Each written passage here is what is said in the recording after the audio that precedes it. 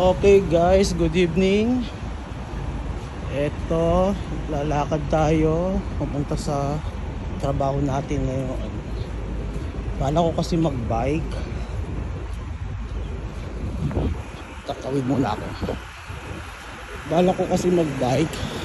Yung bumaba ako sa MRT, paglabas ko sa platform, walang available na bike. So ito, lakad tayo ngayon. Naghahanap tayo ng available na bike. Napakadilim ng ulap at may pag-ulan-ulan na, may umaambon-ambon na po mga kapatid. Ayan, doon pa yung trabaho ko sa likod ng building na yan. Yan. So mga 2 kilometers pa walking bago ko ma-reach yung office ko. So ayan, hanap-hanap muna tayo ng bike. Maya ulang